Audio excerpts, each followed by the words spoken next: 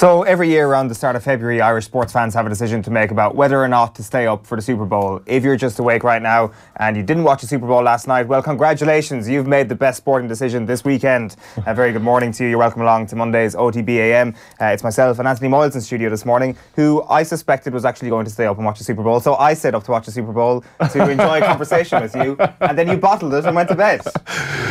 I'm sorry, Eoin. I really should have. I could have spooked you this morning and said, yeah, I did. I probably looked like I stayed up, to be honest. Your makeup people weren't the best this morning. No, it's. I was actually there, ready to go. I watched all the preamble, watched it all week. Was looking forward to it, and then I just said, no, I can't do it. I'm going to hit the hay. And yes, I woke up this morning, checked the phone, and I was like, not a bad decision. An excellent decision. Yeah. You missed what I think is probably the worst Super Bowl, certainly in my lifetime. I'm sure if there's anybody out there who's been watching Super Bowl for decades, get in touch at Off the Ball to let us know if there has been a worse Super Bowl that you can remember. It was one for the purists. So I presume the people who watch it like intently every single week and have NFL Game Pass and who are looking intently at how defense is set up and all this sort of thing would have loved a 13-3 finale to an NFL season. But I just couldn't get into it at all. It was kind of like a grotesque ending to perhaps something that the NFL deserved, because you look at some of the things, some of the issues that face the NFL at the moment, and some of the things that we speak about quite often on the show about performance enhancing drugs, and of course the MVP last night, Julian Edelman, on the back of a 4-week PED suspension at the start of this year. So maybe the NFL got exactly the Super Bowl it deserved. I had an inkling, to be honest with you, before it, because I knew Belichick obviously was going to have to do something completely different, and he takes everyone knows he goes to take your weapons away, and the weapons of the Rams was obviously their offense, so his whole focus was going to be on that, because he obviously knew that they've quite a good defence too, so it was going to be difficult for them to get points. So it wasn't going to be, I don't think, probably a lot of fellas had a look at the over-under on the actual amount of points, and at 16 points, that's pretty unbelievable. Like, to say, when the Rams maybe 5 or 6 games ago were really shooting the lights out, you say they'd only get a field goal in the Super Bowl. That's pretty unbelievable. So it's another win for him, like unbelievable. Another win for Brady. Like, it is phenomenal. And to think, I watched them during the year when they played the Detroit Lions, and they were absolutely terrible. You were kind of saying that's the end of that team. Yeah. Finished. They will not get back. And now to look at what they've done, they are an unbelievable team. Love them or loathe them. They're a team that learns as they go through, and they learn. And he obviously is an unbelievable coach and an unbelievable coaching staff, because, as I say, he comes up against these teams and he just takes their weapons away all the time. Pretty unbelievable. It was actually, to be fair, it was really fascinating at times watching their thought process last night. So first throw of the game, Brady throws an interception. So you're straight away thinking, how's he going to respond from this? He calls 2 timeouts in the first quarter because he can't figure out the defensive reads on the LA Rams. And then later on, you just pick up a couple of plays, just listening closely to Tom Brady. One of their plays is called Reagan on attack, which I think is probably the most unsurprising name of a Bill Belichick play ever. And there's just little tidbits as the evening goes on with the illustrations painted from Tony Romo about how people counteract Bill Belichick and stuff. So there was a really cool picture painted of how Belichick and Brady figure out a really tight game like this. So that was the intrigue, and we will talk to Mike Carlson a little bit later on to get a bit more detail on that. Let's tell you what is coming up on today's OTB AM. So we're going to get into the Six Nations in about 10 minutes' time. There was a game on Saturday which is going to become the feature of today's show, I do suspect. Ireland's hammered at home by England. A very, very poor performance from Joe Schmidt's side, and well below everybody's expectations, I think it's fair to say, on Saturday afternoon. Then we're going to get into our GAA roundup with Moyles here at around 8:25 this morning. The sports news with the PR wing of Dublin GAA, Darren Cleary, at 8:25. Dublin back to winning ways at the weekend. And then, as I say, at 8:45, we're crossing over to Atlanta because Mike Carlson is on the line. He's stayed up for us especially. He's been our NFL resident expert, I guess, over the last few weeks and months, and he is going to give us one last dose of NFL insight at around 8:45 this morning. We will get into the back pages now, though. And we shall start with the Irish Independent. Knockout blow, asks the back page of the Indo. World Cup may have come a year too late for Ireland as England's bullies expose reality facing Schmidt's men. Plenty of coverage in the Irish Independent and across all the back pages this morning. And that is the picture there of Tom Curry colliding with CJ Stander. And if it wasn't bad enough, or perhaps it is a blessing in disguise, the result that people have spoken about. Is it a further blessing in disguise or a further blow that suddenly Ireland has to figure out a way of perhaps getting some sort of sliver of light out of this thing without the likes of CJ Stander? Yeah, I think it's forcing Schmidt's hand, I think, to obviously delve into the panel a bit more and the squad of players. I'm surprised he didn't actually do that pre this game. I think if it was set up differently, if it was maybe Scotland first or Italy first, I think he would have probably experimented a bit more. Because it was England, I'd say he just would have loved just to sneak a win, or maybe a loss, but only a very, very small loss. I think the manner of the defeat and probably the fact that it could have been more probably would give him a situation where he's like, that's not won brilliantly, it's not great, it's not by any manner of means great. I can imagine that camp this morning is kind of looking around. We were just talking off air, and as you said, when the Schmidt team goes behind, it's a horrible thing to look at. Tough to watch. Yeah, it's tough to watch because it is very kind of one-dimensional, and you're kind of going, there isn't really any kind of semblance of that they're really going to break into this. It's really that they're just kind of hanging on. And England were set up so well, defensively set up so well. It was just Ireland just pounding against a brick wall. Well, that's the thing. And when John Mitchell said last week that Ireland might bore them into submission, maybe there was an element of truth in that. Maybe they expose that there is. And to be honest with you, maybe when we're winning, that truth exists as well. That it's like we do a certain amount of things extremely well. And one of the cliches that's been thrown around is that you know what you're going to get from Ireland, but you're powerless to stop it. But it seemed that Eddie Jones was the exact opposite of powerless to actually stop what happened. And we'll get Alan Quinlan's take later on as to perhaps when you just put that England team with all their available weapons, or most of their available weapons on the pitch, and playing well, are they just better than Ireland? And have we got them off form over the last 2 years? I don't know. We'll see if we're overreacting. Certainly my outlook is quite negative on things this morning. The front page of the Irish Times Sports Monday is scars for wounded Ireland likely to be physical as well as mental. He is alluding to things like CJ Stander's injury. He's going to miss a substantial amount of the Six Nations. It would be very surprising if he came back for Scotland this week. And Devon Toner, of course, is another one. That is potentially the most significant injury if he's missing, because we've already got big issues in the second row. You've got Gavin Cummiskey saying England's runaway chariot proves that size still matters. And Aguero puts the pressure back on Liverpool. A hat-trick from Sergio Aguero yesterday against Arsenal. West Ham against Liverpool tonight, for Liverpool hoping to reopen that 4-point gap at the top of the Premier League, or 5-point gap. The back page of the Times Ireland edition is Say It Ain't Sojo. With his widely hailed plan in tatters, Schmidt faces battle to get career-defining World Cup campaign back on track. And then the Irish Examiner this morning leads with the GAA, because the Páirc Uí Chaoimh pitch yesterday, oh my God, grounds for concern, it says here. Pitch problems, defeat on the double, Cork's winter of discontent extends into spring. Have you ever seen anything like that? No, their 5-year plan, probably a 6-month plan, is to get the pitch correct. Again, we were talking about this a couple of weeks ago about the overspend and everything else that goes on. That is just, supposedly it was absolutely just diabolical. Anthony Daly was saying that, when the Kildare lads went to bounce the ball, it just literally just was, completely soggy, just never even came up. For a pitch newly laid, all that stuff, you really don't expect it to be like that.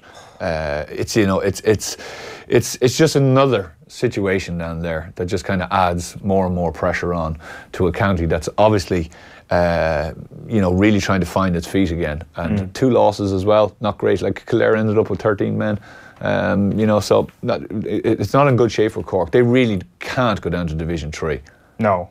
That'd be quite worrying. Be an absolute disaster. At least the hurlers are protected from relegation, which is the one silver lining. Let's have a look at the Irish news this morning. They go at another level. Mayo Magic leaves red hands and scrap for survival. We will get into this in a bit more depth later on, Anthony, but very encouraging signs for Mayo. We can see Keith Higgins celebrating there yesterday, encouraging from his perspective, and from the likes of Andy Moran as well. Yesterday he played well, and Aidan O'Shea. So the youth being injected into the squad is good, and Mayo need that. But perhaps if the dreamers out there who wanted another tilt at Sam Maguire, you probably want players like Keith Higgins coming back to some sort of top-level form from, say, 2 years ago. Is it possible? Is it physically impossible? Only time will tell. The Racing Post this morning was a big weekend of racing. What a belter. Bellshill edges it in Irish Gold Cup Thriller, and Godolphin spending review sets alarm bells ringing is the other story there. The back page of the Racing Post then is title defence. Reds rearguard should help them claim crucial victory at West Ham. It's an 8 o'clock kickoff tonight at the London Stadium. You've got the tabloids. Yeah, I do. Yeah. We've got the the Herald Sport here, obviously.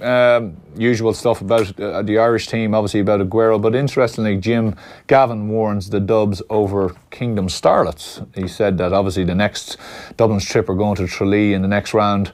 And he's saying that Kerry are full of young stars. Yeah, it's impossible to get a ticket now for Saturday night. Interesting. Yeah, I did a call out to try and get Six-Nations tickets last Friday on the show. I might be doing a call out to get tickets for family members for Kerry against Dublin this week on this week's show. It's, it should be a cracker. It should be a cracker.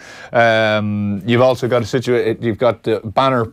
The bogey boys as Carlo stung Galway. Obviously, people are talking about the result of the weekend. Carlo hurlers, 20 points each against Galway is fantastic. It just shows you the work that's being done down there, how they've been coming. Carlo rising and everything else. It's absolutely it was a brilliant. I don't know. I didn't actually see the game, so I don't know if they were unlucky not to win it or whatever. I think it was a late equalising free deep in injury time, which just sent Watchcullen Park into complete chaos. By all accounts from the game yesterday, but the work that Bonner has done with that team, he's got to be considered as one of the, like you talk about John Kiley's job over the last 18 months with Limerick. Absolutely. Bonner's job with Carlo has to be right up there. Yeah, no, it's fantastic. No, it's funny, when you're down there and you're talking to fellas down in Kilkenny and Carlo and the surrounding areas, there's a lot of talent, because they play underage and they play in the colleges and stuff like that. So it was just kind of getting it together. But there's only 4 senior clubs in Carlo. Really? Yeah. Wow, okay. That's an incredible achievement. That's Kerry levels of even less. You got the Sun Sport here. Over to you, Klopp.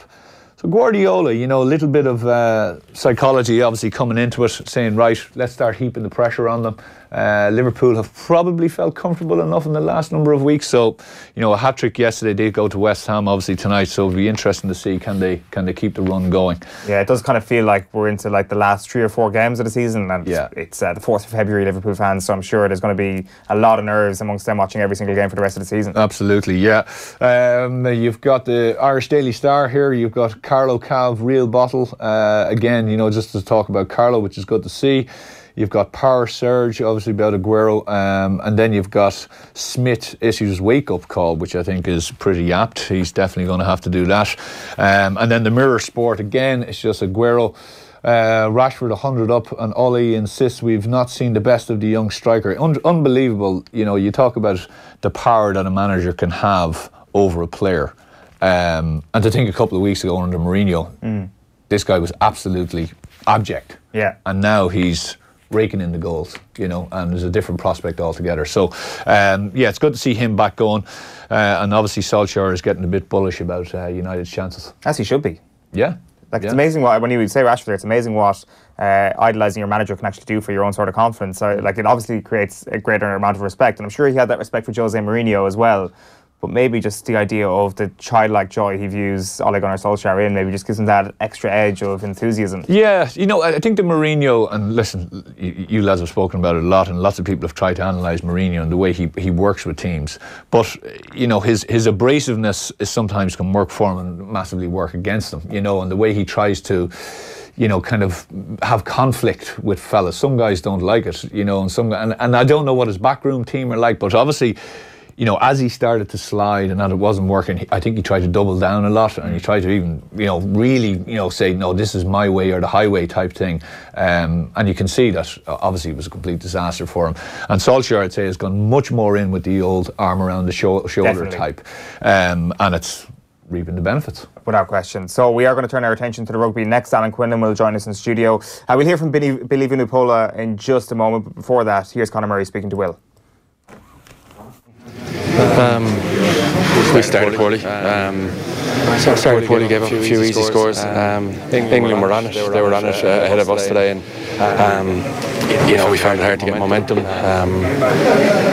Made a couple of mistakes, and then ended up chasing again. We got back into it at half time. We thought we'd settle things down and weather the storm, and thought we'd come out and change things a little bit, but wasn't to be. And we ended up chasing, and then when you're chasing a game like that from deep.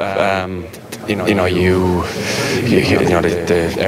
errors will get seized upon, and they take advantage of that. And then I thought England were really good, especially in the air as well. They cleaned up in the air. We struggled to get in the contest today, and they took the advantage of that as well.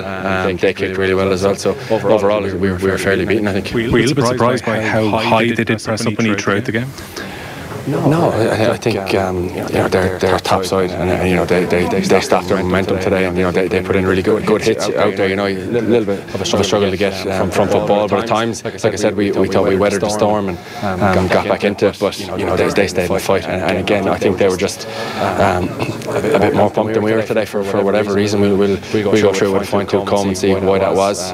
You know, we had a great week of preparation, 2 weeks of preparation, and for whatever reason we were a little bit off it today, and you know they're top side, and they took advantage, and I think they fairly deserved the win. So it's just disappointing from our end. You know, the week about praise me week, which is why I keep saying it's very important that we stay grounded. I know it's the first win, my first game, so hopefully you know we can put out a great performance against France. One we can hold our heads up high. You know, it'd be great occasions to be back at Twickenham. You know, that's probably the best memory missing out on, that is playing at Twickenham in front of a home crowd. Billy, in terms of the performance, it was a very conscious decision to go and press them as high up the pitch as you did, because directly results in a couple of tries. I think you saw in the autumn, you know, it's not just pressing from the outside, but everyone coming together. And I thought we did that amazingly well today. You know, we really came together there as a unit, not just forwards, but backs and forwards. We put them under a lot of pressure. You know, Ireland tend not to chase a lot of games, so I guess we asked them questions that maybe they haven't been asked before, and that's kind of where we got our successes from. Yeah, that was Billy Vunipola speaking after England beat Ireland in the Six Nations on Saturday. Alan Quinlan's with us in the studio. How are you? I'm good, thanks, yeah. What happened? Jesus, you're like someone he's like someone I meet in the street now, or after the game on Saturday. What happened?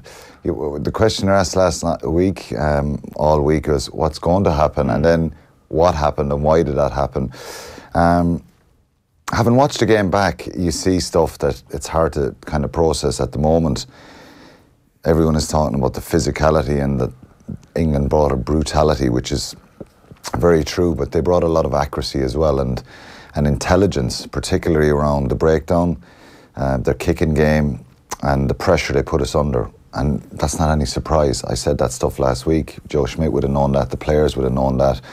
Sometimes it's hard to counteract that.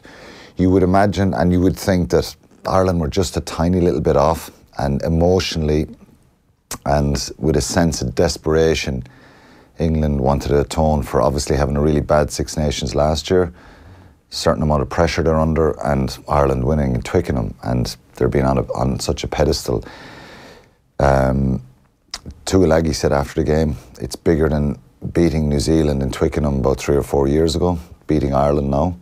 Slade was talking about how big it was as well, so they were so up for this game, and that's kind of the level where Ireland are at. They haven't become a bad team overnight, but I think they weren't smart the other day. We were accused of being boring at the start of the week by John Mitchell, and England were in fact quite boring in their approach. So? Well, they kicked more than Ireland, but they were just way more accurate. They didn't overplay. Probably the only period of sustained pressure on our line was just before half time. I've loads of issues with loads of stuff that happened in the game, sure, but I still think England were the better team, and I want to kind of reiterate that. If I was in the England jersey, I'd be full of energy, full of enthusiasm, because of the way that they stopped Ireland playing. They slowed their breakdown down, and they physically stopped them on the gain line. So it's very hard to problem solve in rugby when that's going on. I've been asked what was the plan B. The plan B should have been Johnny Sexton kicked more out of hand, territorially, not for the contestable box kicks, because we struggle with the box kicks. And to be fair, England very astutely and subtly blocked off any chance of a contest in the air. How many times have we seen Ireland go 50-50 in the air and win the ball back? Yeah, it's a great it's usually weapon. More than 50-50. Yeah, so every time that there was a box kick, there was nearly 3 English players sprinting back to get in front of the ball, and they're blocking off guys, not to the point that it's deliberate blocking or elbows or knocking Irish players over, but it's just Irish players couldn't get in the air and contest. So they won all those collisions and those kind of moments. And you think of the likes of Stander, Furlong, Keane Healy, James Ryan, you know, the big carriers that have been dominant and really powerful and good for this side, they were all stopped on the gain line. We had no kind of momentum over the line. So when you're stopped on the gain line or behind, you got to pile bodies in. It's a bit of a dogfight. The defence can just take a step forward. They're all set again. Then there's another ruck. They're set again. And it's just hard to play. And I think, if anything, we try to overplay at times. And it just kind of, the end of the game, I think, after the Slade try when it was 17-13, that's the game gone. Yeah. That was the forward pass, in my opinion. I think it's, you know, people are saying it's the momentum and the ball moves forward, but he passed it over 3 meters inside the halfway line when Johnny May gets it. Now that's, he's over the halfway line. That try was a complete turning point because just before that, Henshaw won a kick that looked like it was going into touch. He knocked it in field, hit Henry Slade, it went forward. Rory Best picked it up, ruck, James Ryan carries ruck, and then Ringrose carries knock on. Garces had his hand out for a scrum for Ireland, never said the advantage was over and didn't go back for it, which he should have done. They get the try and they score. They get the scrum and they score often, and that's the game gone. Now, Vunipolos' try before half-time, in my opinion, could have been given. I think England were unfortunate with that. It's one of those interpretation ones. Did he hit the ground and propel himself forward? If you play it in slow motion, you can see that. But I think in real time, if that was an Irish situation, I'd be thinking we'd be disappointed with it. The Earls, the Johnny May try, the first try, Keith Earls makes a wrong read. He comes out of the line. Very unlike someone in a Joe Schmidt team to make such a rash decision like that. Yeah, and I looked at the defence on that side. We had 6 defenders as opposed to 5 attackers. So we actually had the numbers, but we were just way too tight. Conor Murray was in the defensive line, and he actually looked at Ben Youngs first, and then he looked ahead to see who the English defenders were. But Youngs was after getting an offload from Billy Vunipolos, so it ended up being really quick. And he just missed the jump, and I think Earls just panicked then because Murray was so far behind him. The Elliot Daly try was fortunate. You make your own fortune. We got the luck in Twickenham last year. So I'm not saying that these moments wouldn't have happened anyway, but I just thought England managed the game really well, and they just dominated when they had to. And then they were just really comfortable without the ball. How many times did Johnny Sexton get the ball off lineouts when Tom Curry was right in his face? Slade and Tuolangi right up in Ringrose and Aki's face. So we generated no momentum. What's the plan B? Just go boring. Just kick the leather off the ball with territory. Because we're so used to problem solving and managing that situation. And after the first try from Johnny May, to be fair, we go up, we get a penalty. Sinclair doesn't run away, 7-3. Then we go up again and we get another penalty. And to be fair, it was a very, very kickable penalty, and Sexton goes to the corner, and I think, Jesus, this is very risky. But it's a measure of the kind of strength and the confidence that they have.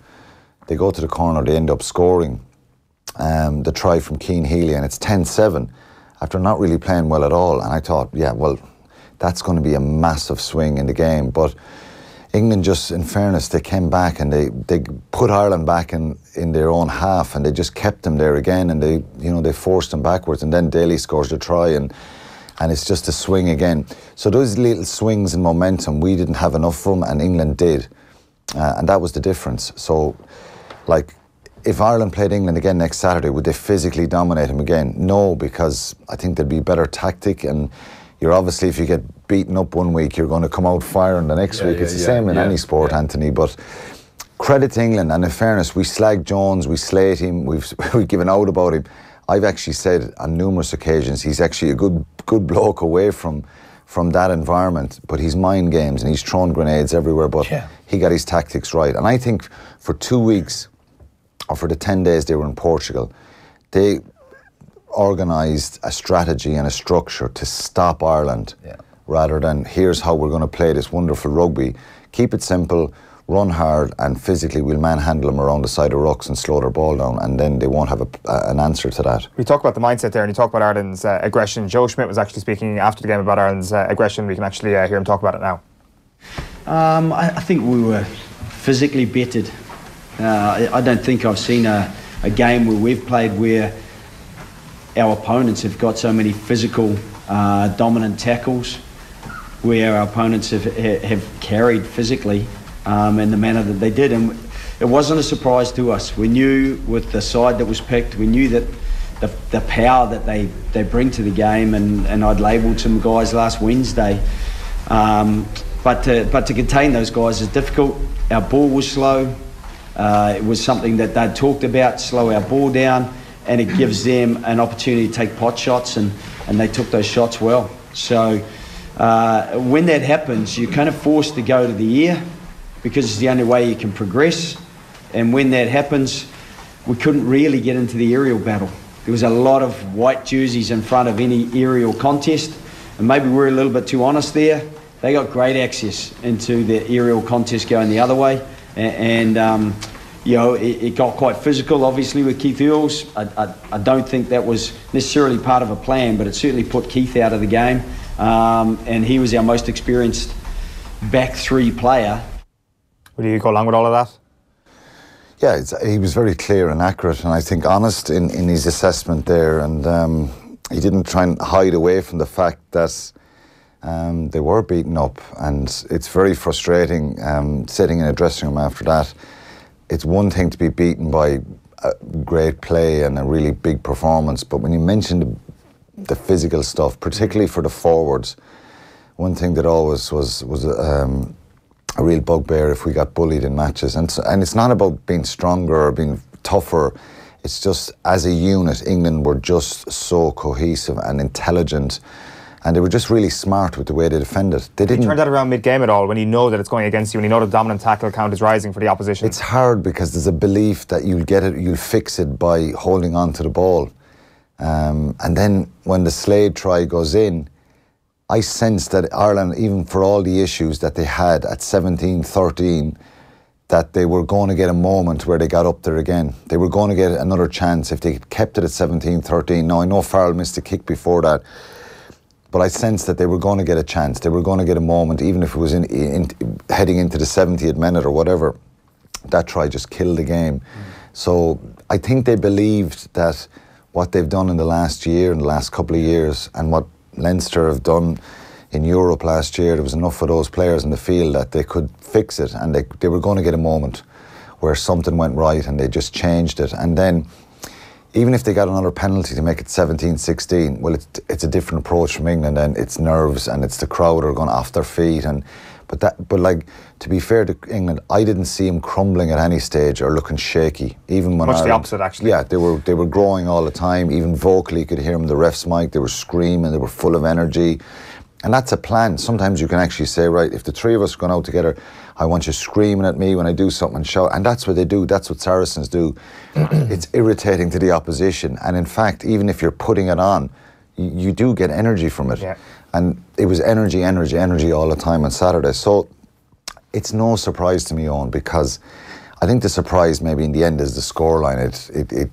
It is a big panic. Like, I don't think anybody really saw us getting the panic. I thought it was, look, it was a 3-4 point game either way, I thought. And I genuinely was trying to be honest with that last week.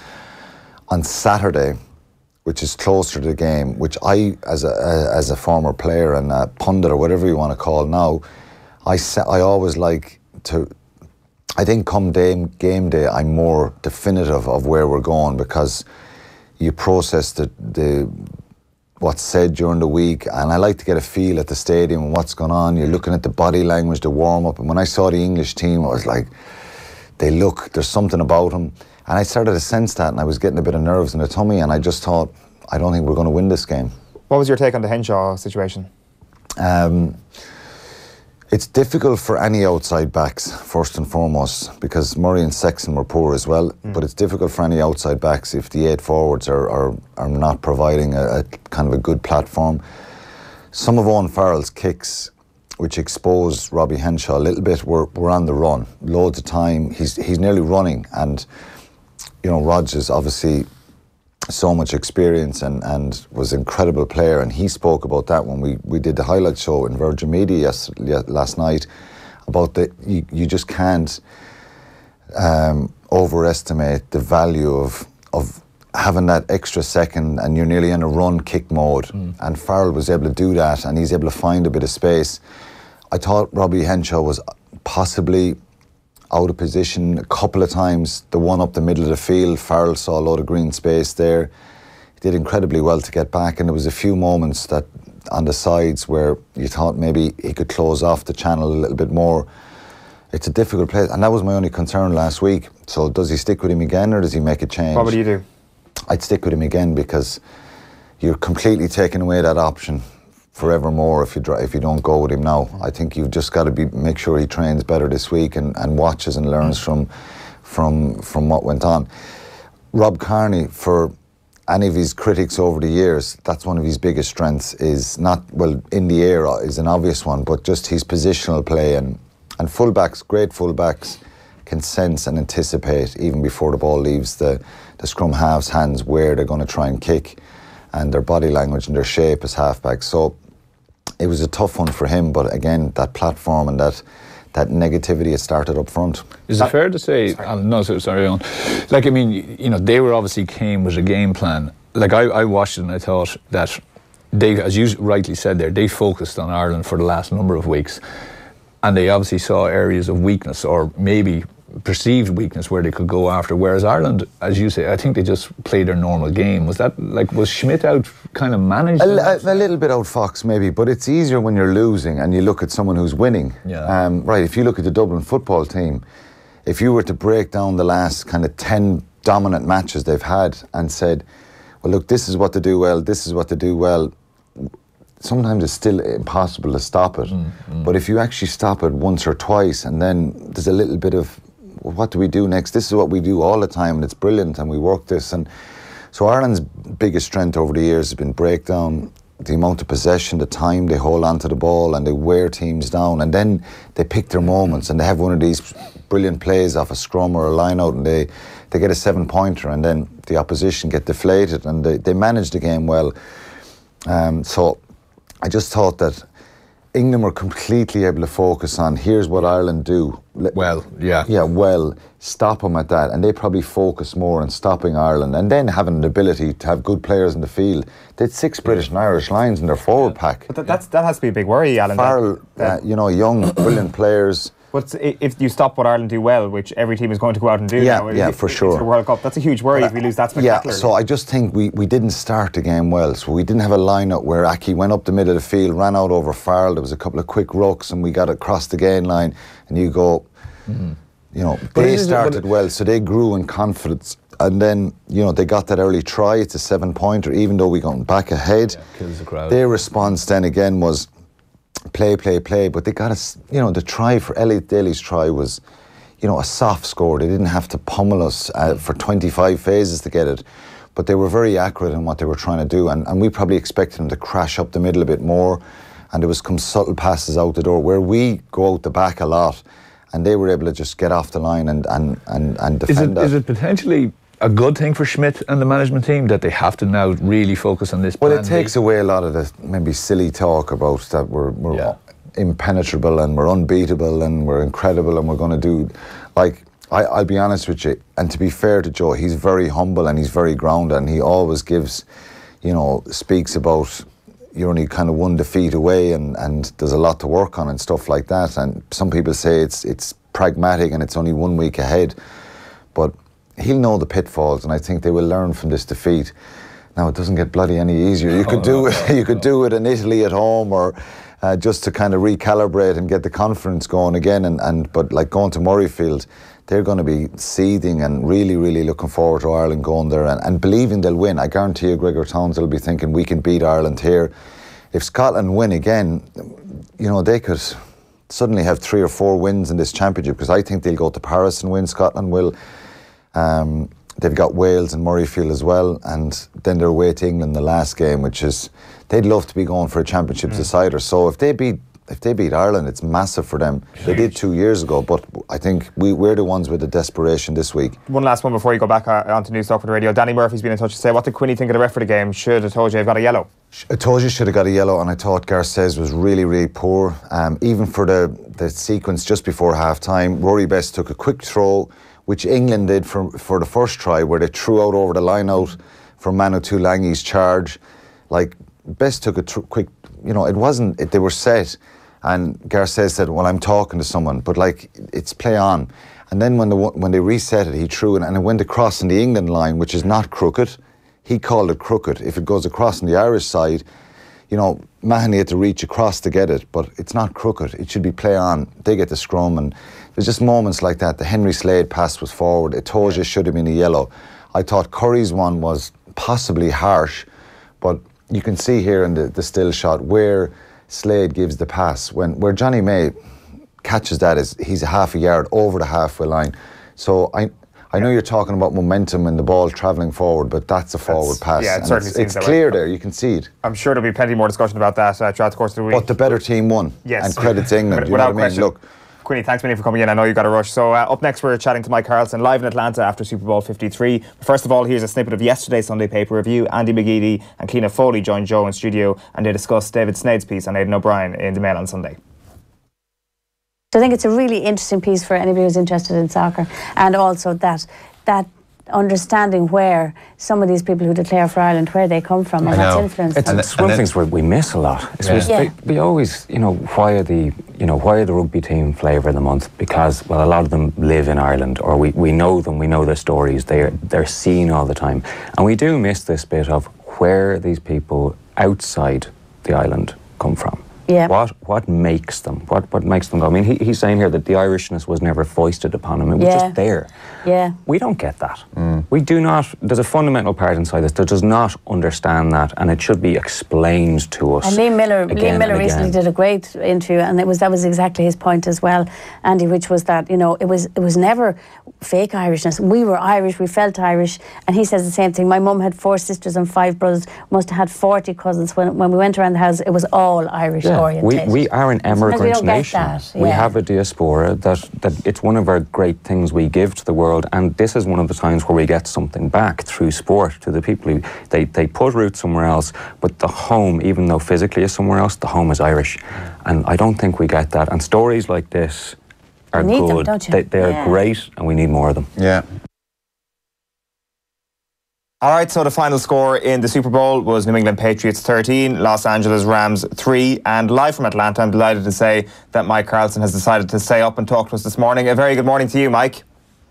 Good morning. Yeah, as alive as I can be after refreshing myself down in the hotel bar when we got back finally from walking back from the stadium. It's a zoo out there in Atlanta, and it's amazing because it's a New England zoo. There are so many people wearing Patriots jerseys in the streets of Atlanta, and there have been ever since I got here. It was almost like a home game for the Patriots. Yeah, I saw Kevin Clark of The Ringer last night saying there's almost no Rams in here. It feels like Los Angeles. Yes, and maybe the Rams fans who flew to Atlanta actually flew out tonight before the game so they could beat the traffic home. Potentially. I guess the first question I have to ask about the game is, what the hell was that? Was that the worst Super Bowl we've seen? I enjoyed it, actually. Enjoyed's probably the wrong word, but I didn't think it was a bad game simply because it was always so close.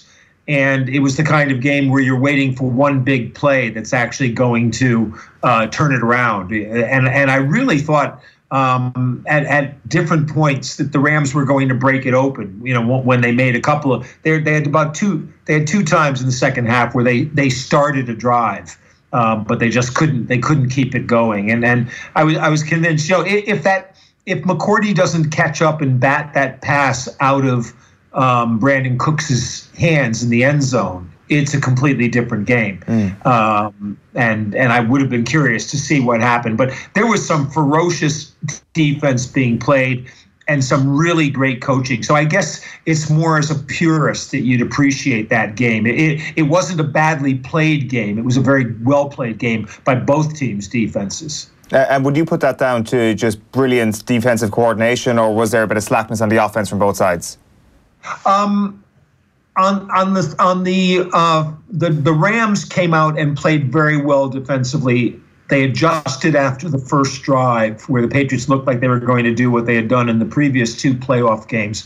I think the main thing they did was to start having their 3 up linemen, Sue and Donald and Brockers, not to play the usual sort of straightforward holding your position going forward, but to slide side to side to ruin some of the Patriots' blocking angles, and that seemed to work really well. But they wore down as the game went on. On the Patriots side, I think the one thing that we probably should have anticipated but didn't, we're used to the Patriots trying to take away the other team's best weapon or 2 best weapons from a game. And in this game, they were able to do that, but they had actually decided the person they had to take away the most was Jared Goff. And I did say before the game, I thought they would play this a lot like they did with Phillip Rivers, and they did play it that way, although they blitzed more in this game. They had only really been sending 4 rushers for most of the time in the previous 2 playoff games, but they sent 5 a lot, and they played a lot of coverage, which was straight man-to-man, no covering safety behind the quarterback. And you would have expected a coach like Sean McVay would have been able to take advantage of that. And indeed, I think he actually did, but Jared Goff missed a lot of throws that he either didn't see because of pressure, or he rushed the throw because of pressure, or the one that was intercepted, he slipped, kind of backing up as he threw the ball. He was trying to back away from pressure. So I think the Patriots had a brilliant defensive plan, which they executed pretty well, but I was surprised that Sean McVay didn't adjust his offense more to try to cope. We didn't see the kind of screens and swing passes to Todd Gurley that you might see when a team is blitzing you a lot. And yes, the Patriots were sort of aligned to try to stop that. The tight ends, he only threw 1 pass to his 2 tight ends, and I thought they would become a bigger weapon in that offense. And as I said, Goff just never seemed to be able to get to a second read. If his primary read wasn't opened, he occasionally still threw that pass, and that was indeed what happened with the interception. Right, so I guess that's a sign of a quarterback who is a little bit affected by the pressure, but it also sounds like there's a bit of blame to be had on Sean McVay's head and a little bit of blame on, I guess, the inexperience of Jared Goff. Yeah, I think those things go together hand in hand. And the business with McVay manipulating Goff, while he's talking in his ear before the play, is somewhat exaggerated, but I think not completely, because I think Goff still isn't completely comfortable in what McVay would like to do, and he has to be able to see more of those things before the play, and more importantly, I think during the play, he has to be able to throw people open. But to do that, you need to be able to get to your second read or your third read to do that.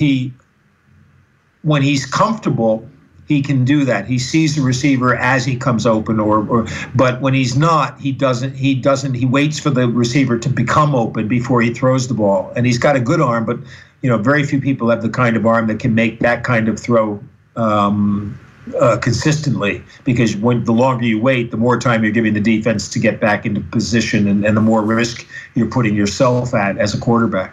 Sure, and of course the funny thing here is that with Tom Brady's first throw of the game, he threw an interception pass and he managed to recover from that, as we all expected him to do. What did you rate? How did you make his performance out to be last night? Was it one of these great performances where Tom Brady himself almost knew his limitations? Yes, very much so, and it wasn't. I don't even think it was a great performance. He missed a lot of throws in this game that he should have made against a very good defense. But when they needed a score, he made 2 of the 3 best throws that he had thrown the whole game. The 2 to Gronk were both perfect throws, and he threw the one to Gronk, the second one, into triple coverage, basically. There were 3 guys chasing Gronkowski, who still lumbers along like an old rusty tractor, whose engine needs repairing. But Brady threw it in, we always say things like, oh, where only Gronk could catch it. It wasn't where only Gronk could catch it. It was where only Gronk could make a play on it. Right. It wasn't like in his hands. He knew that Gronkowski would go forward for it. And then we saw a bit toward the end of the game that the Rams defense, like the Chiefs defense and the Chargers, had just got gassed, like the Atlanta defense in the Super Bowl 2 years ago. They'd been on the field too long, and they were just really starting to tire down in the front. And they're not a big, at the second level, the linebackers, they're not a big team. Their linebackers are fast, small, but not run-stopping pluggers the way you would want them to be. Littleton had a pretty good game, but it was funny. We said during the game on the first of that final drive for the touchdown, and Gronk's going up the sidelines. Gronk blocks him first and then gets away. And Littleton is so intent on holding him back that he fails to realize he could probably beat Gronkowski down the field to the point where he wants to do. So he could have kind of been in coverage otherwise. But, this is going to go down, I think, as a boring Super Bowl, certainly the lowest scoring. But it was a chess game to a big extent. And football is kind of like a chess match, except that you have live gladiators as chessmen, so that you can put everybody in the right positions and all. But if their pawn kicks your pawn over, when he's not supposed to, then you lose. But Belichick won that chess game, and I think the Patriots, just on points, kind of won the slugging match. Yeah, it certainly seemed that way. It was kind of weird as well that after one of the great offensive seasons of all time, we get a Super Bowl like this. I guess we were due a game like this eventually in the off season. Yeah, you remember when they beat the Chiefs 54-51, and I was on with you and Jer and said, this isn't the way the season's going to go. It's not the modern thing of football, and I just think it's fantastic after shutting out the Chiefs in the first half last week. They then come out and virtually shut out the Rams for the whole game. The 54-point team got 3 points against this defense, which, again, on paper, as I've said almost the whole season, just does not look like a great defense. But they play that way. And they're very well coached, very well disciplined, and the differences come up front in the playoffs, really. Maybe a bit in December, but mostly in the playoffs. They've just come out with a plan to generate pass rush on a team that doesn't have an outstanding pass rusher, not a star pass rusher. And you could see them working on that the last few games of December, and you saw it really clearly at the beginning of this game, where they would be on defense, they would be in this kind of like mill around, in a little concentrated triangle. And then as the Rams came out, they would then spread into whatever defense they were going to run, just to keep the Rams from seeing that. But all the time you saw them blitzing with extra players that they weren't expecting to come through spots and almost blocking. And both teams did this a bit, but the Patriots did it a lot. You have your rushers basically occupy the pass blockers so that another rusher can get by and find an alley. So it's almost like a running play in reverse. Right. And the Patriots did that really well in this game. That's very interesting. So I guess from a Bill Belichick point of view, you've spoken about Sean McVay already. Defensively, it was a masterclass from the greatest coach of them all. It really was. Gilmore was left pretty much to defend Cooks on his own for almost the whole game, and he did a pretty good job of it in the end. The play where Cook should have caught the touchdown, they were in a zone, and it was right after Chung had gone out, and whoever the central safety was in that zone went forward as Cooks ran by him to pick up someone else. You could see the blown assignment. There. But when you watched up front, they did really well until the point where Hightower went out for about 3 plays he injured his hand, and they really needed Hightower in there because he's kind of the brains of that defense when they're setting up. And it was a masterful performance. I thought the Rams defense played in almost as well. It's just they couldn't stop Julian Edelman. And then in the fourth quarter, I said this during the show, but I'll say it again because a lot of your audience wouldn't have watched it. I had the sense that somebody walked up to Gronk on the sidelines at the start of the fourth quarter and said, "Look, Gronk, this may be your last quarter of playing football. Let's do it." you know, and it was like you saw still he was creaky, but you saw a bit of that old Gronk coming out there making those catches in the third. I do hope you took the under on this game, by the way.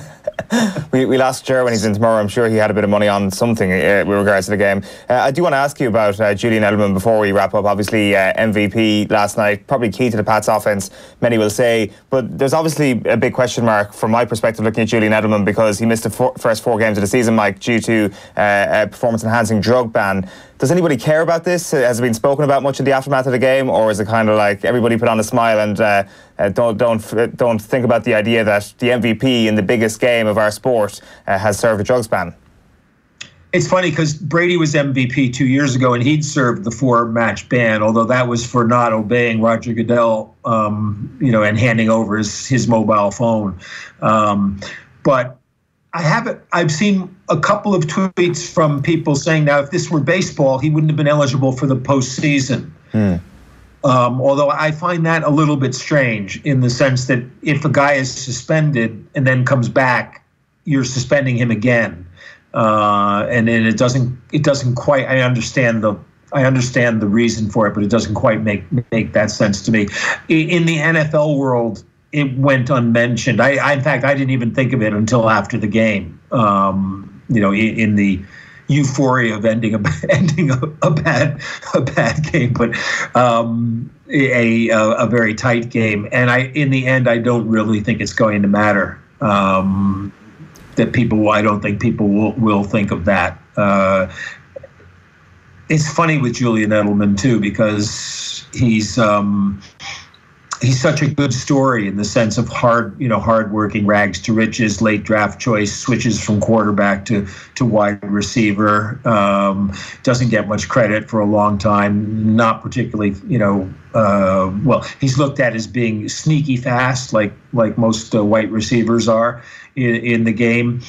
And literally, the Rams had no way to stop him. At one point, they were double teaming him, and whoever had him at the line of scrimmage was literally just hanging on and waiting for help, and they still couldn't stop him. I would be really surprised if anyone puts that question to him. Yeah, so would I. I didn't watch the post match press conferences or anything like that, but I would be surprised if anyone puts to him because I think it's not so much that the country accepts it, although I think they do, but it's that the league doesn't want to talk about that. And it's not exactly a great message to be sending out, is it, that the MVP of the Super Bowl has served a drugs ban to people who, may be in a position to consider this sort of thing, that this guy did it. Not only did he get away with it, he's been awarded with the biggest individual award on the biggest stage in our biggest game in America. Yeah, that's I'm sure we'll get that take. It's like, well, if that's what Edelman can do, then everyone else ought to go out and do some steroids in the summer and take the first 4 games off, and you come back fresher and play better in the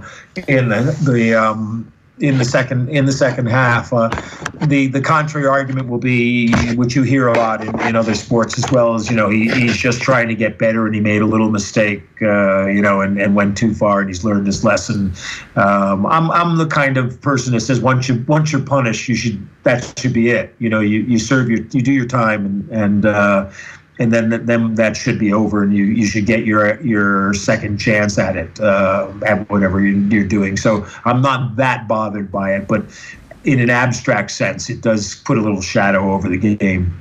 Mike, that's pretty much all I got time for. Before we wrap up, I must ask you about the big battle last night, Maroon 5 versus Travis Scott versus Big Boy. Who came out on top at halftime?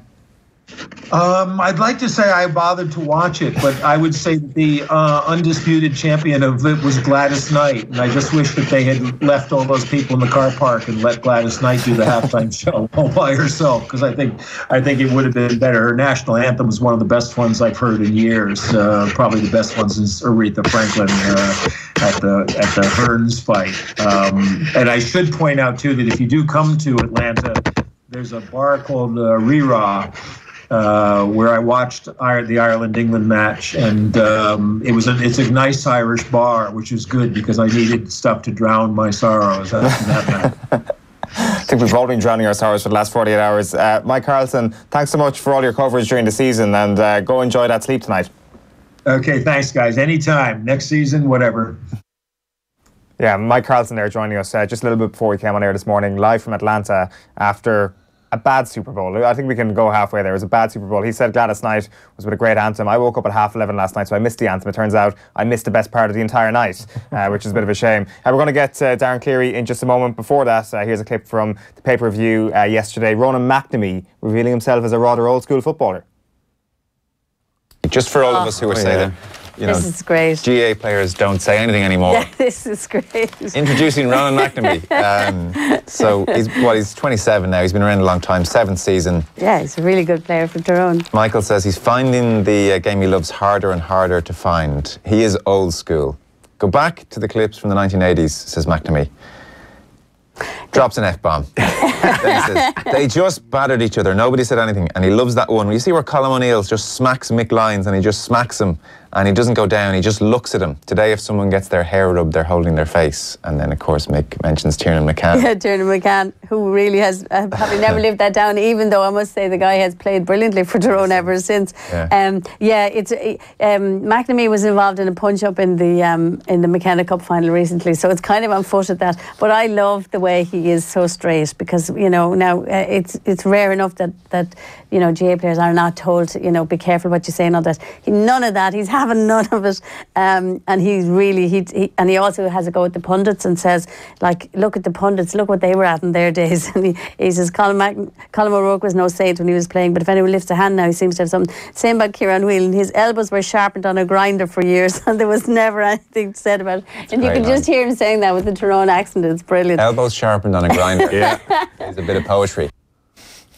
Great stuff there yesterday from Ronan McNamee in the newspapers. If you want to catch the full papers pod, it's up on our website, offtheball.com. Darren Cleary, very good morning to you. Morning all. On the topic of sharp elbows, Moylesy, I'm not sure if you come up against any dubs that would be so close to Darren's heart that have sharp elbows like Kieran Whelan? Yeah, I was on the recipient of a few sharp elbows, 1 or 2 from Kieran in his day. Shane Ryan had sharp elbows as well. Yeah, he had, yeah. Well, listen. The little fella got up high. Yeah. Sharp elbows were a thing of those days. And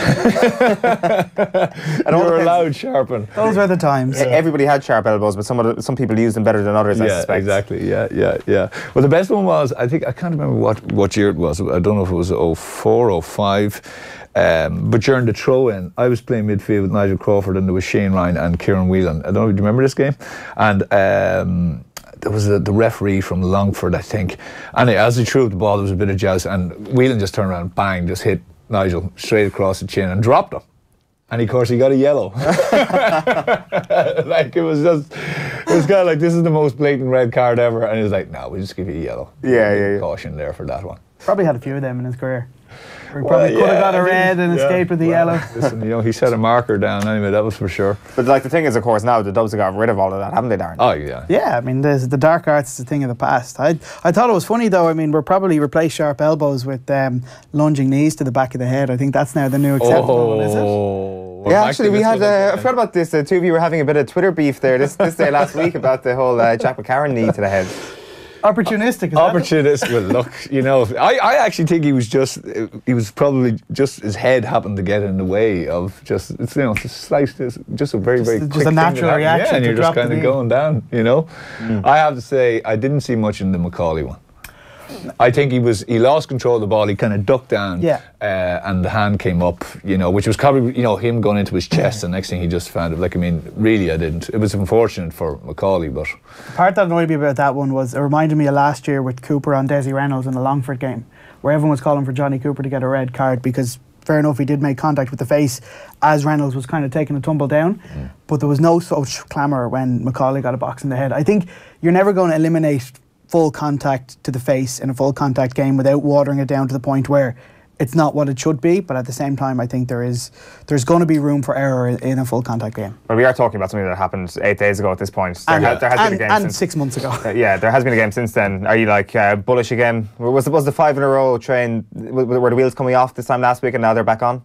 I was pretty measured last week. I said, beaten by the better team, probably a few weeks behind Monaghan and a lot of the teams in the league, because for whatever reason, Jim and the players had an extended break into the winter, and a lot of them only came back off holidays, maybe 7-10 days before that Monaghan game. I only saw the highlights, I must admit. I didn't see the full game the last day, but was an improved performance, a few new players in and a few new faces in, and still a couple of guys to come back too. So yeah, it was a positive enough weekend. And be wary of Dublin when they're being gracious in defeat. Well, I was going to say, is there any PR message you want to push out this week? By all means. Like an address to camera. Dear Dublin fans, this is this week's agenda. Mossy Quinn has just been on. He says this is what we have to talk about. And no, I'm not the PR arm of Dublin GAA, no matter what the Mayo Mafia Nathan Murphy says. We are going to get into that Dublin game in just a moment. Of course, it's going to be Kerry against Dublin this weekend in Tralee, but there is other stuff going on this morning, I suspect. Yes, we'll start with the Premier League on, and Man City have cut Liverpool's lead at the top of the Premier League table to 2 points for a few hours at least. Pep Guardiola's side beat Arsenal 3-1 thanks to a hat-trick from Sergio Aguero. It was the striker's 10th career hat-trick in the Premier League. Alan Shearer does hold that distinction. He's got 11, that's the record. So Aguero now just one behind him. The leaders Liverpool looking to return to winning ways after being held at home by Leicester City in midweek. They face a West Ham side hoping to avoid a third straight defeat. Striker Marco Arnautovic will be assessed after limping off against Wolves with a foot injury. Manuel Pellegrini hoping the keeper Lucas Fabianski's back. He's got an arm issue, while Aaron Cresswell is carrying a hamstring problem. Jurgen Klopp will assess the fitness of Virgil van Dijk. He's been struggling with illness. Jordan Henderson and Jorginho Wijnaldum. Trent Alexander-Arnold has a knee injury, so the game will come too soon for him. Manchester United are up to 5th in the Premier League table this morning after beating Leicester City 1-0. Marcus Rashford got the only goal of the game. Manager Ole Gunnar Solskjaer pleased to get the win because he knows they weren't near their best. We put our bodies on the line, blocked a few. We know we can play better, but you can't play fantasy football every time. And today we could have controlled the game more, but when we didn't, we fought for the next ball, we fought for the next ball, we fought for our mate next to us. We put our heads on the line, we put our bodies on the line, and it was a great defensive performance from inside the box, I have to say. And just like Wembley, Pogba, wonderful through ball and a great finish from Marcus for the goal. Yeah, they, you know, when they get to know each other, they play more and more together, know each other's strengths, and with the quality they've got, you expect that quality there, and it was a beautiful, beautiful pass, great finish. Harry Kane says he will step up his recovery from an ankle injury this week, and he is optimistic of making an earlier than expected return for Tottenham. The England striker damaged ligaments in his ankle during their defeat against Man United last month, and he's missed the last 5 games in all competitions. The 25-year-old ruled out until March and was not expected to return to training until early next month, but Kane has offered an encouraging update on his return to fitness. Yeah, it's going well. Went away, let's say, some warm weather training. Yeah, we're stepping it up. We'll see next week how we go. Probably start to get the balls out next week and just see how the ankle reacts. You know, it's going well so far, but we just got to take our time with it and make sure we get it right. On schedule, ahead of schedule, how do you feel? Yeah, I never put a time on any of my injuries. It kind of just how it feels. Like I said, the ankle feels great at the moment. It feels good. So as long as kind of the swelling stays away and we can keep progressing, then that'd be great. CJ Stander could miss the rest of Ireland's Six Nations campaign after suffering a facial injury in the devastating defeat to England. The Grand Slam champions went down 30-20 in a bruising encounter at the Aviva Stadium. The Munster man reportedly suffered fractures in his cheek and eye socket. Keith Earls is struggling with a hip injury. Devon Toner picked up an ankle injury. There's the tweet revealing that from his brother-in-law that he suffered those injuries and continued to play on. No word yet, though, on Keith Earls with the hip injury and Toner with the ankle problem. Joe Schmidt has less than a week to regroup before a visit to Murrayfield to face Scotland, who beat Italy in their first game. Ireland will relive the devastating defeat in the video room today when they look over the analysis. The squad will go through the video, and Conor Murray admits it's not something he's relishing. Look at our errors and look what went wrong, why we were off it a little bit, and focused on Scotland. England's done now. We can't do anything about it. We'll learn from it. We'll in the meeting room and review it and things like that. But we got to look at Scotland now, because they're quality side too. You can spin it that way as well and look at it as a positive. I don't feel like that now because it's a loss and it's tough to take. But we were off a little bit, and probably physically to start things off. It was there's no signs that we were just off it a little bit. We didn't front up enough and lost the collisions, and that was that in a nutshell. Really, there's obviously going to be other areas we're going to look at, but physically we know we can be there. We know we can be up at that level. We were just off, and we gotta sort that out. But I have full confidence in this group. Really, I genuinely do. We'll have a hard look at ourselves. We're an honest group. We'll regroup and regather ourselves and go again. Good weekend for Mayo. They've taken top spot in the Alliance Division 1 of the Football League. They recorded an impressive 2-13-10 win over Tyrone and Omagh. Kerry had 3 points to spare as they overcame Cavan. Sean O'Shea hit 12 for the Kingdom. They edged that game by 16 points to 13. Roscommon defeated Monaghan by 1-12 to 13. In Division 2, a Kevin Feely penalty helped Kildare to a 110-10 win over Cork at Porky Queeve. Elsewhere, Tip and Fermanagh shared the spoils after a 2-5 apiece draw in front of 667 spectators at Semple Stadium. Armagh and Clare played out a 1-13-210 draw as well. David Tubridy scored a late goal to help the Banner rescue that result. Clare got their first Alliance League points on the board after edging out Kilkenny by 220-122. John Conlon, Podge Collins got the goals in the narrow win. Wexford defeated Cork by 118-17 points at Porky Queeve. David Dunn hit the all-important goal in that game. In Division 1B, Carlow produced the shock of the weekend. They held Galway to a draw at Netwatch Cullen Park. It finished Carlow 20 points, Galway 20 points. Waterford comfortably beat Laois by 422-115 at O'More Park, while Dublin made it back-to-back wins under their new manager Matty Kenny. The boys in blue edged Offaly by 219-12 points in Tullamore. Well, Camogie making headlines once again this morning for the wrong reasons. Wexford did manage to field a team for their Littlewoods Camogie National League Division 1 game against Galway. They gave a walkover a week ago, having been unable to field a team against Cork. But they could only bring 13 players to their game with the Tribesmen. Galway hit 8 goals in the first half before sportingly withdrawing 2 players to even up the numbers for the second half. Wexford have been without a manager since Martin Carey resigned prior to the beginning of the 2019 campaign. Galway won the game by 45 points on a scoreline of 9-23-1-2. That's extraordinary. That's absolutely incredible. Like the fact that their funding got withdrawn, or half their funding got withdrawn the previous week, so they obviously had to go ahead and fulfil this fixture. It seems to be an absolute disaster. Disaster, yeah. For a county that would have a lot of pride and obviously and a lot of history. Success. Yeah, absolutely. Like, I mean, it's phenomenal how what's actually has happened down there. Consider when you look at obviously how the men's senior team are going. And obviously shall we say, the resources that have been pumped in there. Yeah, they're well funded. But and to be honest with you, so has the men's football in Wexford over the last couple of years as well. Yeah, it's a very, very strange one. Very strange one. Obviously, something's going to come to light, because that's a disgrace. To go down to the 13 girls who went down, like that's soul destroying. It's really brutal, and I mean, there is the excuse. There's a contingent from the club, St Martin's, who've been involved in club championship, but even the county board chairperson did an interview with the 42.ie, and she said, we hope to have a manager in place by the Galway game. They didn't in the end. They had a caretaker man on the sideline, and we will definitely fulfil the fixture with enough players, regardless of the contingent that were away with the clubs. We should have had enough players. It's a bizarre situation, and it's a shame to see national outlets focusing on the negative, but it's the kind of thing it's hard to get to a place where so much good work is being done to promote these games.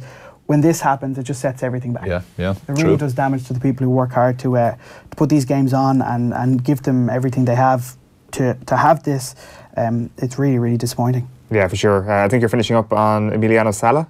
Yes, the plane carrying the Cardiff City footballer Emiliano Sala has been discovered in the English Channel. The light aircraft disappeared from radar on the 21st of January for travelling from France to Wales.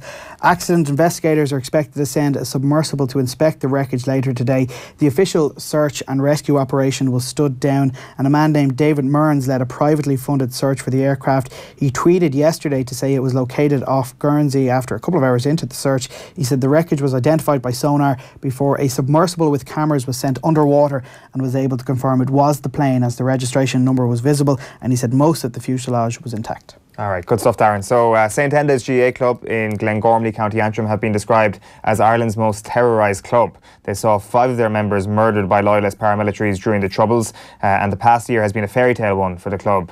And they face Kerry's Kilcummin in the All-Ireland Intermediate Football Championship final at Croke Park this Saturday. What Dennis seems to say is this club was there from the 50s, everything was fine.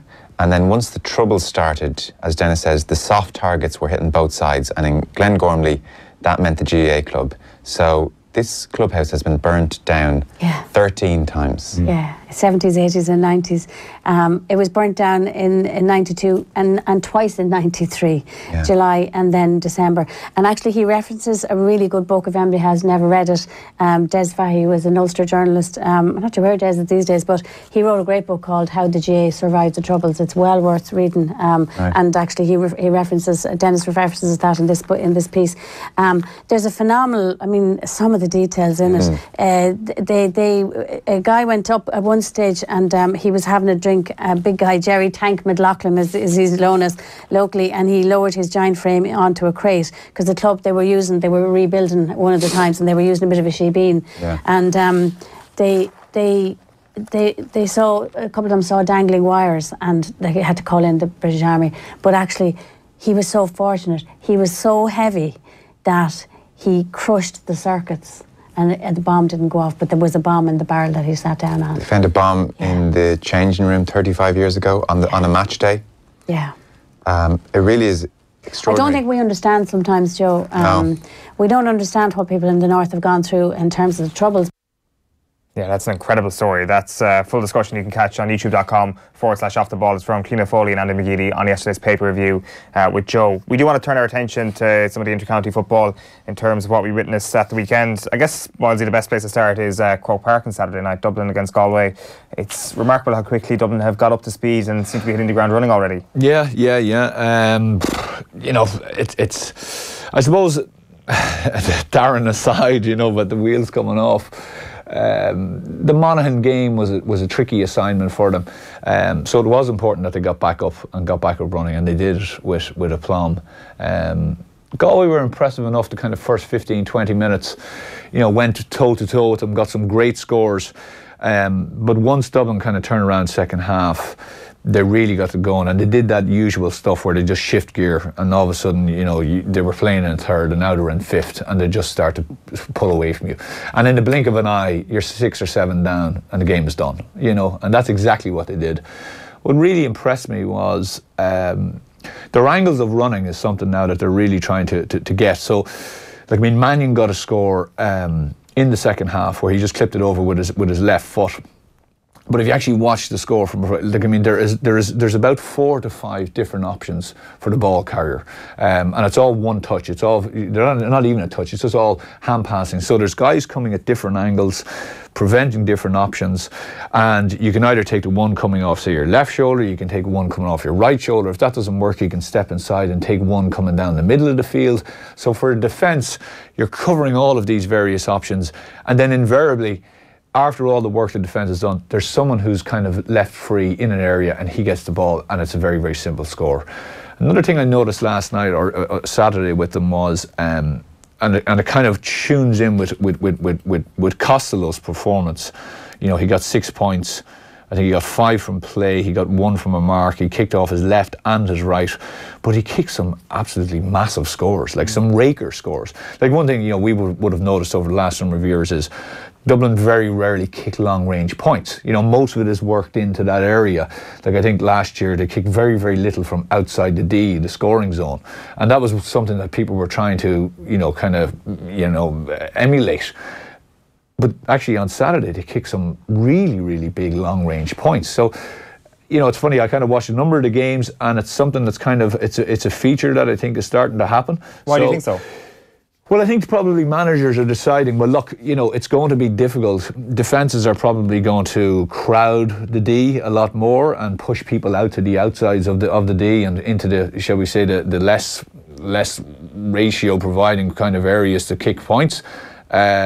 So they say we have to get better at it. We have to get better at long-range shots, and we have to get the guys who have the ability to take those long-range shots on the ball in those areas. And I'd say it's a matter of, well, can we do it? Can we get fellas up to the speed of it? Can we get fellas confident in doing it? And if you can do it in the winter conditions, you know, in the conditions of some of the pitches yesterday, you should be able to do it in the conditions of a nice dry day in, you know, June, July or August. But it's definitely a feature, you know, and it's a way to kind of, you know, counteract, obviously, defence is being packed. But they've been packed for years, haven't they? And like last year was particularly noticeable from Dublin's perspective that it just didn't even try efforts from outside the D, as you say. No, so what's the change this year, I wonder? I'd say it's just a matter of, like, you always have to, innovate. You always have to bring something different into it. It could be a personnel type thing as well. Now, there's still an awful lot of hard running going on and guys just coming on the loop and just coming around off the shoulder and popping the ball over the bar. That's still there, and it's still evident in games. But, even if you switch to the Mayo game, like a lot of people would have seen yesterday, some really, really long-range points kicked by Mayo as well. And indeed, 1 or 2 by Tyrone. But, long kicks that you would probably previously have said that a manager would be kind of saying, what are you taking that shot on for? Just inside the 50, big boomers of scores, where, people said, well, you probably would have rather to bring it in a bit.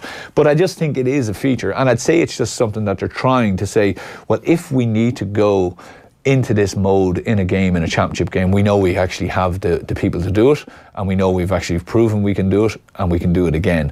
And it's just another tactic. Yeah, because Niall Moynihan was with us in studio a couple of months ago saying that he wanted to see a 2-point line made on the pitch to encourage that skill of long kicking, because as we've said there, Dublin just haven't been doing it, and they have been the thing that we've been holding up as the kind of the example of how to play Gaelic football at the moment. So it is interesting that this has started to happen, and maybe it is the fact that closer opportunities to goal just aren't turning into points. I wonder, it must be based on something, because it is a trend. Yeah, I'd say there probably are. I'm sure there's lots of statistics out there to show it, bar Dublin's ability to do it. Maybe other teams have found that they haven't got that ability to do it.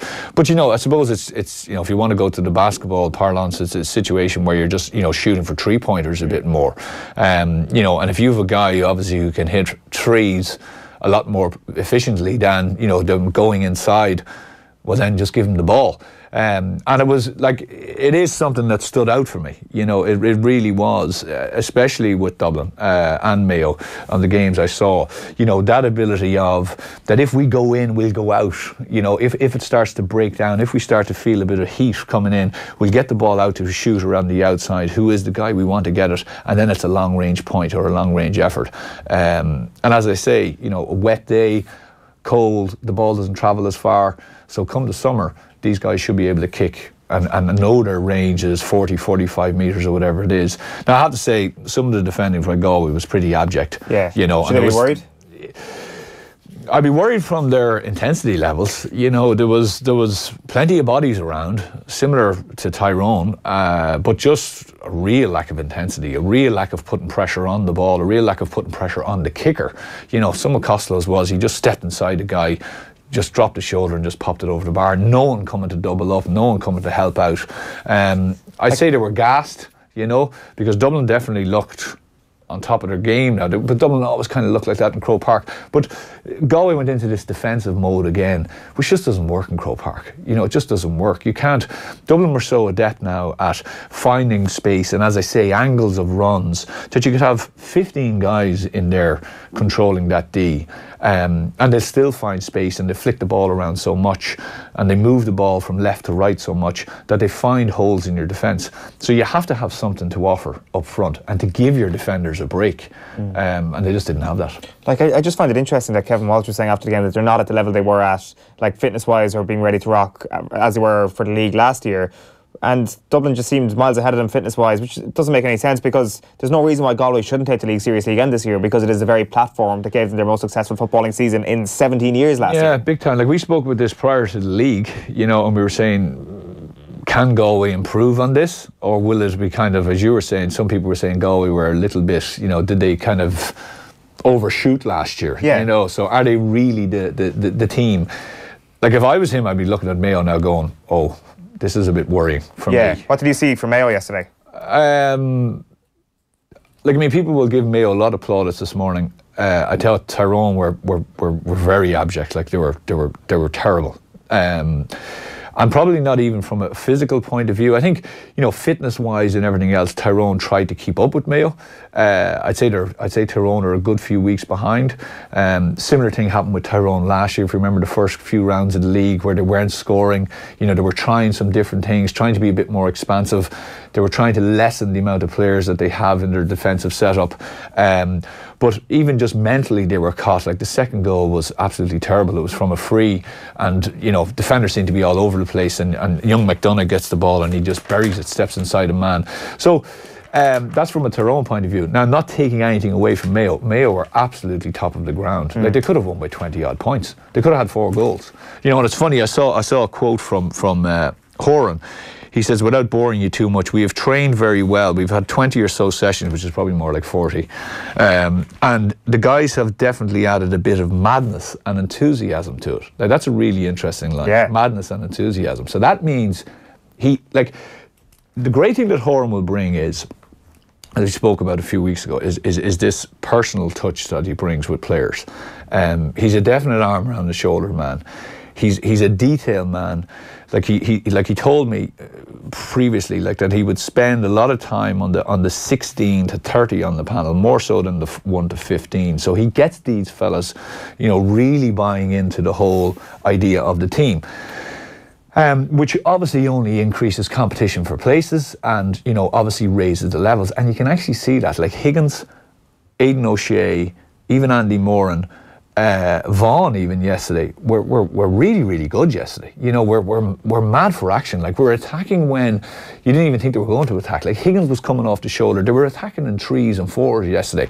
And they were just running Tyrone into the ground. Their option taken was very, very good. There was no stars. There was no, well, I have to do it. It was very much so that we're all going to share around the workload, and we're going to share around the scores. And there was one instance where actually Andy Moran, you know, he probably a situation where actually he got a hand pass, it was a bit over his head, and he ends up kicking it wide when they were on for a goal. But there was very, very little selfishness going on, and there was very little, well, he's the main man now. It was a real spread of stuff. And I just thought they were very powerful running from the half-back line. They mixed it well. Now, as again, you'd have to take a pinch of salt because Tyrone just weren't at it. Yeah.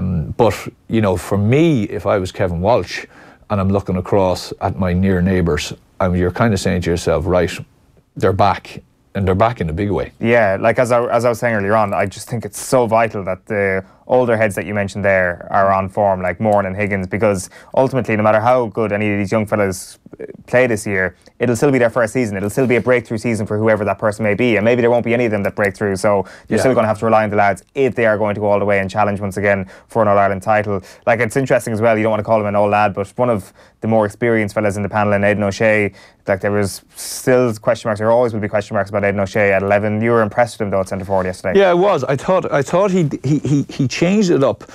Like, if I was setting up for O'Shea, you're saying, okay, you know, he's going to get the ball in and around midfield, he's going to turn, he's going to try to run at you. So what we need to do is physically he'll just blow you out of the way. So what we need to do is we need to close the channel in on him. So we need to kind of nearly run with him and put him into an area where he doesn't want to be. In other words, that we're not giving him handy frees, we're not dragging out of him, we're not allowing him to lay off the ball easy. We're just kind of nearly frustrating him and causing him to get kind of a bit muddled. Yesterday he was really smart in how he distributed the ball. Like, I mean, he got his head up an awful lot. His first option wasn't just to bury his head and go. You know, he got the head up first time, he sprayed balls, he just laid little hand passes. He was nearly a decoy for an awful lot of stuff. So physically taking 2 or 3 guys and then just slipping the ball to runners, which was the way that he should be played, because he is so physical that most teams will try to double up on him there. You know, you'll say to a midfielder, listen, keep an eye on him and try and get back in to help the 6. Try and double up on him, and if he's able to take that and slip it off to a good mobile midfielder, which they have in O'Connor, well, then that causes issues for you. And that half back line, almost like a number 9 in soccer dropping deep to be the hold up man. Like, is that the sort of role that we're talking here for Aidan O'Shea? Like, I mean, I think he can still deliver a pass, you know, and he can deliver a really good pass, but what has happened to him a lot is, due to his size and I think his physicality and the amount of punishment he takes when he runs with the ball, he was going in and out of games an awful lot. You know, people say, oh, sure, he goes missing for 5 or 10 minutes. But that was the nature of him as a player. I think if he's able to mix it up much more with actually nearly not standing in the pocket, but actually being, as I say, a foil for fellas, slipping hand passes to guys when he feels the tackle's coming in, or actually delivering passes, it'll actually make his running then when he sees the opportunity, a lot more effective. Quick word of the other two games. So Roscommon beat Monaghan 112 to 13 points, which was a pretty big shock in terms of Division 1. And then Kerry beat Cavan 16 points to 13. Your boy Sean O'Shea, who you had in your top 10 footballers of the year last summer, who I didn't have in the top 10 footballers of the year last summer. Not to remind you of it. Not to remind you of the fact that okay, I'll be honest. You didn't really, you said that he's just not there yet. Not there yet. Okay, so is he there now? I think he's there right now. 12 points yesterday. Unbelievable in the first two games. The thing I find often with free takers is they can sometimes be passengers in a team, that they're so good from dead balls that they almost have to start. Sean O'Shea is not that passenger, because from open play he's been outstanding for Kerry for the last 2 games, and they finally have somebody in the post Brian Sheahan era that can actually put a ball over the black spot consistently. There is no worry about that ball when it's in the air. Once it leaves the boot, you know it's going over. Yeah, and horrible conditions. Yeah. And he was kicking for fun. Kicking 45s. His 2 points, I think he got from play, one off his left, one off his right. He physically now looks like a big man. He's started to fill out his legs. You can start to see him. He's done obviously a lot of work, as have a number of them, by the way. Yes, I think the Donny Buckley effect is having a noticeable impact on the Kerry team already in terms of their toughness, their tackling, and the physicality in a lot of them. Yeah, because actually I've noticed they're kind of doing the old Armagh trick of the team of the 2000s, whereby it's a tackle very much on the ball. But it's to strip the ball of you, so they're going in very, very aggressively on the ball to strip, and then there's obviously players to come in and pick up the pieces.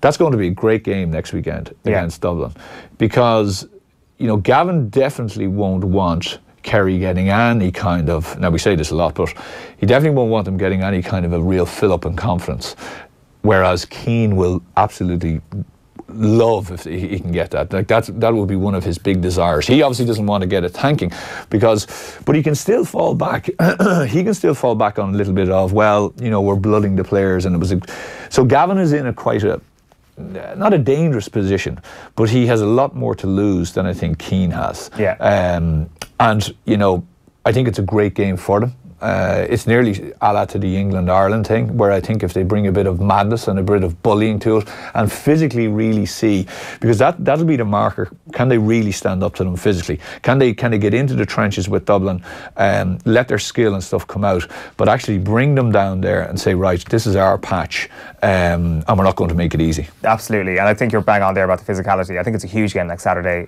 David Moran was back from his honeymoon yesterday. I'm telling you, if I've never seen a man come back from a honeymoon in such good shape.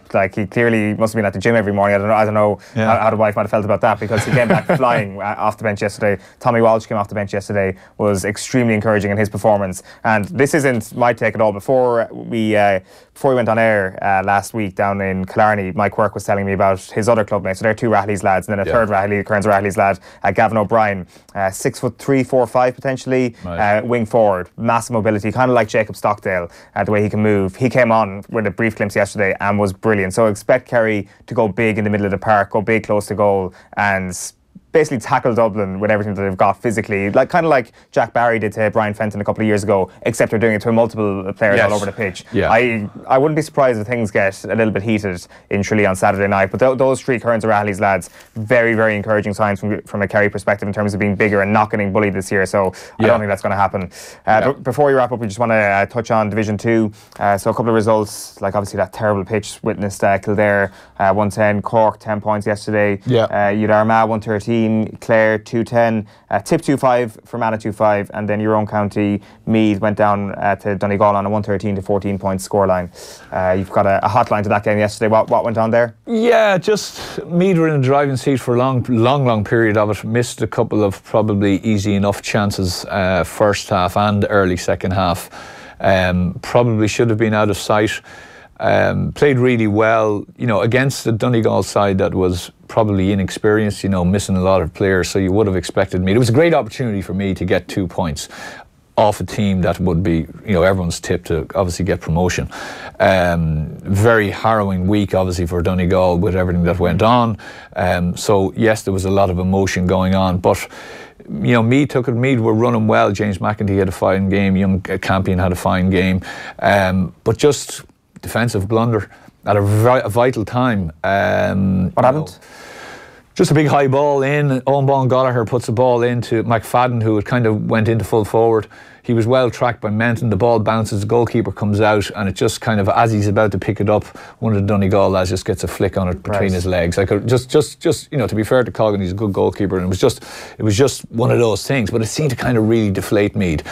Straight away Donegal get another score. All of a sudden you go from 4 up. You're now level. They get 1 or 2 more scores. Now, Meath had chances, but I think it was just the shock of it. From being in a very, very commanding position where you're, you know, strolling, to all of a sudden you're like, oh. Now, it's a lesson for them. And it's a big lesson for them. And, you know, I think Andy McEntee and the boys can obviously use it to really hone in on that. It cannot happen again. This type of stuff cannot happen again. And game management has to be a little bit better, because they've Armagh next week, and Armagh, by all intents and purposes, should have won that game. I think they felt that they were a bit robbed against Clare. Supposedly there was a goal in the last few minutes that didn't cross the line. It seemed to be a bit of a touchy affair. So that's going to be a big game next week. And things are going to be tight in that division. Things are going to be very tight in that division. You know, was it a goal from a sideline kick from David Tuberty yesterday? Yeah. To draw the game for Clare. Yeah. It's incredible. Just a quick one on Donegal, because they're likely to go under the radar over the next couple of weeks. We probably won't chat about them too much. Like, I've got big hopes for this Donegal team at the moment, mainly because of the promise they showed in the league last year, and then after Paddy McBrearty got injured, their whole season just went down the toilet basically, and then who knows what might have happened in the Super 8s had he been fit basically. And I don't want to say it was a terrible season because they were still in the Super 8s. Like, what's your sense? Are they still trending in the right direction, or is Division 2 something that's just going to stall their progress?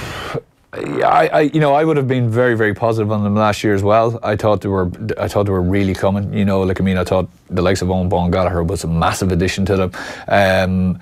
I think they'll be okay. I think it's going to be a tricky situation for Bonner because of obviously the Guidor players and stuff like that. It is hard. It's very, very, like, I mean, you know, you heard him saying, listen, it has to be finished in the calendar season, and he's completely right, because there is a hangover from it, you know, and you don't get your players back, and then you try to integrate them in. You're integrating them in a very short space of time, so it is difficult for them. The injuries has not helped. How Murphy comes back and how McBrearty potentially comes back is obviously going to be 2 big factors. But at the same time, you know, from what I saw from Tyrone yesterday, you're kind of saying, right, okay, well, they will get it right, but at the moment they're trending downwards. You know, Cavan are probably samey as last year. You know, okay, first half against Kerry, but then Kerry kicked on second half. So, you know, you've got Armagh, who are probably trending upwards a bit, and then you're into Derry and Down, and okay, you know, Down are going okay, but it's. I wouldn't be worried too much for them. That was a good win for them yesterday, to be honest. Like, I mean, it was fortuitous, but it was still a good win. And I think it was a win that they needed to you know, gain promotion if they are going to get it. Yeah, definitely. Like, they're missing Michael Murphy and Paddy McBrearty. And Division 2 is no cakewalk because everybody is focused on the league. They're so gung-ho to get into Division 1 as well. So it's a pretty good start to their league campaign. Right, we're going to turn tack to soccer because Manchester City 3, Arsenal 1 was live and off the ball yesterday afternoon. Mark Lawrenson was on commentary duties with Nathan Murphy, and afterwards he gave us his take on Manchester City's form. Anyone who didn't see this game and just sees the result will probably think Manchester City are back. Dominant performance at home against a good team. But as you said, until they got that second goal, which came at a very good time just before half-time, there was a lot of nerves around this place. There was a lot of tension among the City players as well. Like, it's not just Liverpool who are feeling a few nerves out here at the moment. Oh no, it's obviously it's a difficult thing because you start well. I mean, you know, as soon as they come out, the last words you probably heard from the manager, are, you know, start well, and they start well, then they score, and then the crowd are, we're going to win 3-4-5, which they're used to here, and then Arsenal got, you know, a relatively quick equaliser, and all of a sudden the crowd noise goes down, and you kind of, a couple of balls go astray, a couple of passes go astray, and you kind of think, oh, here we go. And to be honest with you, they didn't really look like scoring the rest of the first half. Fortunately, they did.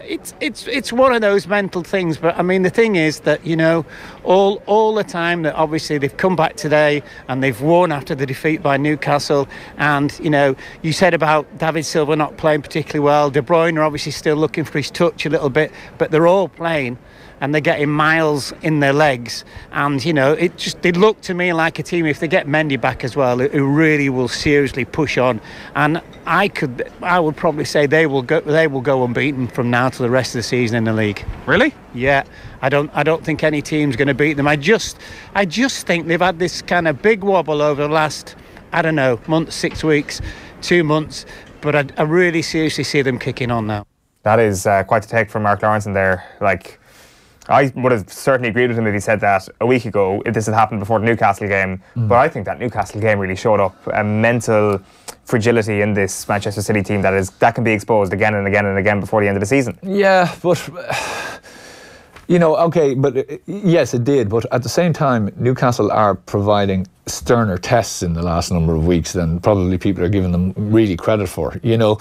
And I don't know, I just think City... It is something that, you know, he's getting once I think to go over that blip, which I would think some people, obviously City fans, would think that it was a blip. I don't think, okay, mentally wise or whatever wise, it was a blip, maybe tactic wise. But now they're in a situation where that was a big win for them yesterday. Like, that was a big win. Like, I mean, and it gets them now that he's able to use the pressure and try to apply the pressure on Klopp, which he's obviously trying to do. He's ramped it up obviously since the win, and it gets them in that position where they're just chasing. And it's much better to be chasing than out in front, you know, because you know what you're hunting down, you know, and you can just constantly try to chip away at it. Whereas, obviously, when you're up there and you're top of the thing, you just have to be, you know, you can't provide any slip-ups. And there's no question that if Liverpool slip up tonight, even if they draw or whatever, or even if they look a little bit shaky in a victory, that's going to give Manchester City hope. Oh, massive, absolutely. Yeah, enormous hope, yeah. So it's, I think it's going to go down to the wire. It's going to be great. Yeah. Like, in all aspects of the Premier League, the top 4 race is going to be good. The relegation battle, like with Cardiff win at the weekend, kind of stirs that back up nicely as well, because I was starting to think that the bottom 3 might get caught adrift. Like, usually once you're into the National Leagues and the Super Bowl, the Premier League is like, well, that's done. We've got a title contender just playing out the rest of the season until mid-March when it's finished. But really, it's as good a Premier League conclusion as you could hope for. Yeah, it is. As you say, it's at both ends, you know, which is great, you know, and it's going to be, usually, as you say, it's just a kind of, okay, well, who's going to go down now? And that's where the focus comes. Sky Sports get focused in on the relegation battle because the rest is done. But no, it's going to go all the way. They will be in full hype overdrive over the next number of weeks. They won't know what to do with themselves. No. So as we said, it's Liverpool. They're up against West Ham tonight, and Mark Lawrence was speaking about them as well, and whether or not they can extend their lead at the top of the table. All eyes now switch then to the London Stadium tomorrow night. West Ham against Liverpool. Liverpool looking to reopen the gap back to 5 points. Your sense of where they are then, is it a nervous Liverpool that you saw against Leicester in midweek? Do you think that is going to be any sort of a factor in this? No, because, you know, if you said at the start of the week that obviously City play, Liverpool play, and Liverpool would gain an extra point, nobody would be interested insofar as saying that they were nervous. They just didn't play particularly well, but that happens. They gained a point. I actually feel, you know, maybe away from home it's easier because the pressure's not on you as much, and the way that Liverpool are set up very much on the counter-attack, it's probably easier to play away from home. I mean, they've picked West Ham off on the last couple of occasions at the London Stadium and picked them off quite easily, and I just like the way that the manager is with them, which is, you know, he puts no pressure on them whatsoever. They go out and they play. I mean, they've been brilliant for the majority of the season. If you'd said the first weekend in August of the Premier League that they will be, what are they, 4 points clear at the, well, 2 points 2 now, points clear, but if they win tomorrow, a chance to go 5, they would have snapped your hand off. I just think it's more the supporters and the press that are saying, oh, you never know, they didn't play well against Leicester, etc., didn't play well against Palace. But they got 4 points, and it's the points that make the difference. But as you say, it is the supporters, and there seems to be a split among former Liverpool players, and you know more than anybody what it's like to play at Anfield and the pressure, and you leave a pass short and everybody's at you. But that's, do you feel for this group it is suffocating? No, because the 3 players that got up front. Sensitive in Anfield, I'd imagine at the moment that there is something tangible at stake. Yeah, and as you say, it's starting to become reality. This, I think, is where Klopp's, you know, his ability to really hone in on any of that kind of psychological aspect comes into play. He's very, very good, as Lawrence says there, of just taking the pressure away from players.